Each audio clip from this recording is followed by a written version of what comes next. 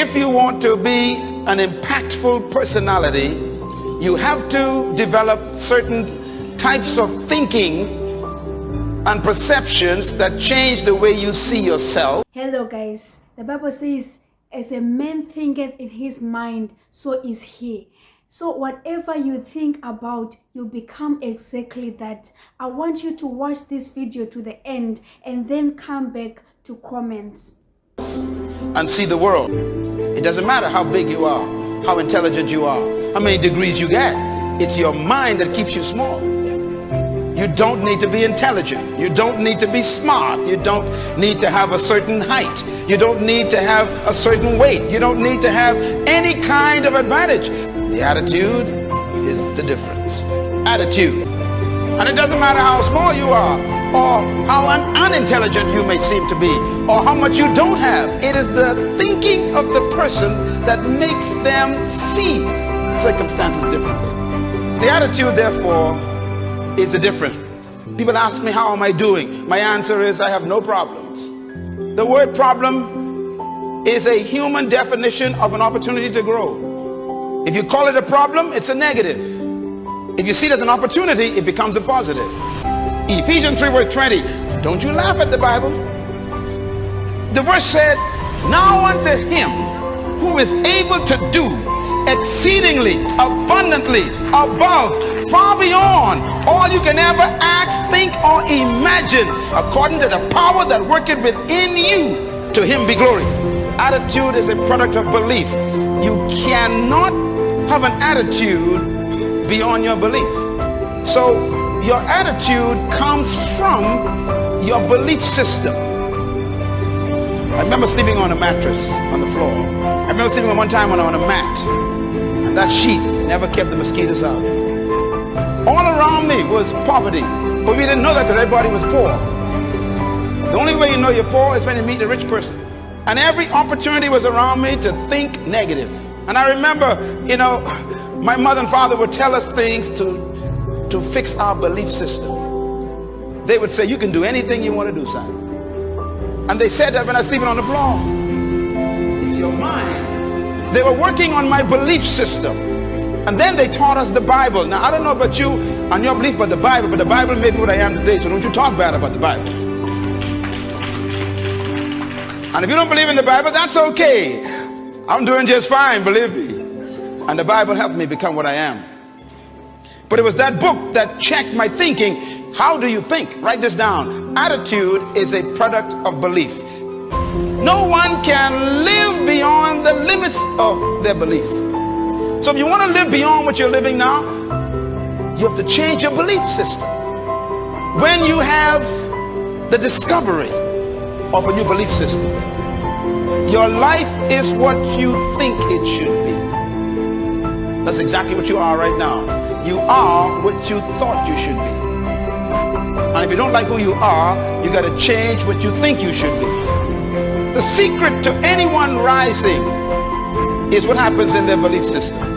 No amount of training or management methods or titles, no amount of promotion or associations with rich people or smart people can ever substitute for the right attitude. You got to first change your perception of who you are. And that starts with a belief system. Secondly, you must change your perception of why you think you exist. And number three, your sense of significance. Once you discover, no matter where you are right now, it doesn't matter. I don't care what situation you're in now, where you're working, or what situation you're in, your perception of who you are, you've got to change it. And most of our perceptions are other people's concepts of us, and therefore we don't have self-concept, we got other concept. What is your perception of who you are? And the second one, why do you think you exist? You got to discover that you were born for something, some reason. There's some purpose for your life. If you don't discover that, you'll always have a job, and we'll bury you in an average grave with an average tombstone. And so they always tell you, go to school, get an education so you can get a job. In other words, we've all been taught to be employed, not deployed. They never say stay in school so you can own a business. They don't even think that way. It doesn't even cross. Your parents don't even think that way. And so you follow the convention of the community.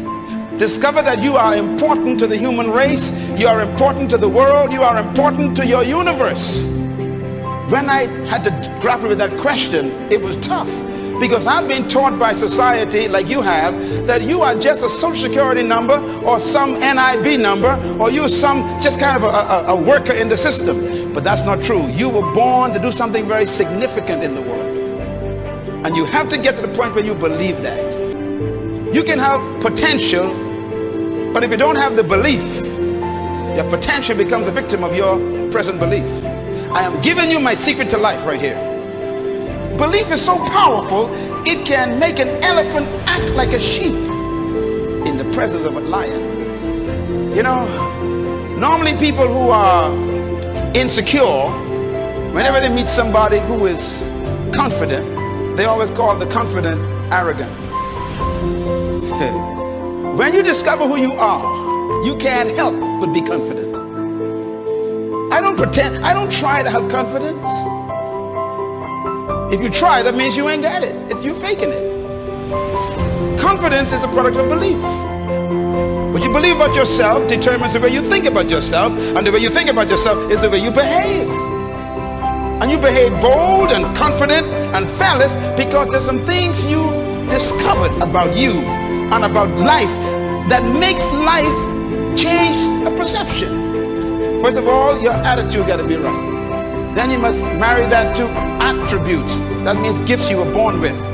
Then you got to marry that to aptitude. That means now you got to educate and train those gifts. That's why you read and study and go to school, for your aptitude to be increased. And then your altitude means you got to change the level of associations you are in. You know, it's amazing. When you change your aptitude, you normally want to change your altitude. So here's a thought to take back to work with you. If you keep running into pigeons and ducks and tobacco doves, you are flying too low. No one is responsible for your life except you. I had to take charge of my life as a teenager, and at age 13 I discovered who I was. I became a problem to the whole family. My mom used to say to me, she'd say, "You are a different boy. You are a different child." But something happened to me at age 13. I discovered myself. Different was simply meaning you don't think like the rest of the kids. That's all it means. And remember, thinking is belief system being exposed. And therefore I married my attitude and my attributes, and my aptitude changed, and I began to study for a different reason. And suddenly my altitude changed. I started attracting different types of friends. You know, a seed can be placed on a windowsill in your tiled bathroom and stay there for 50 years, and the tree never come out, even though the seed has a tree. You know, trees are not in the soil. They are trapped in a seed. It is a victim of the environment. If you can just get that seed off that windowsill and put it in soil with a little bit of water, here comes the future. That's the way life is. You are no different from a seed. And every one of you that walked through that door today is a seed that was sent to the planet to produce a tree to serve the world your fruit. That's why you were born. There are some folks in your life right now who are very toxic. They will pollute your seed. You'll never come out. Have you noticed that people who ain't going nowhere want you to go with them? Folks who ain't doing nothing in life want you to do it with them. This is why you got to break away from your best friends sometime to become better. You outgrow people, so know when to leave. So coming to a summit like this and sitting among people like this is fertilizer. This whole week is a seed bed. It's soil for you to put yourself in. Matter of fact, when you leave here, imagine you got to prepare yourself. You got to go back to those rocky people in your job. Rocks. I say rocks. Even the music you listen to, got to be careful. It can be poison to your germination of your seed. The next time someone says they want to get to know you, ask them, are you fertilizer or rock? Your ability, you never receive it, you came with it. But your ability that you were born with is trapped by the mentality that they gave you from your culture.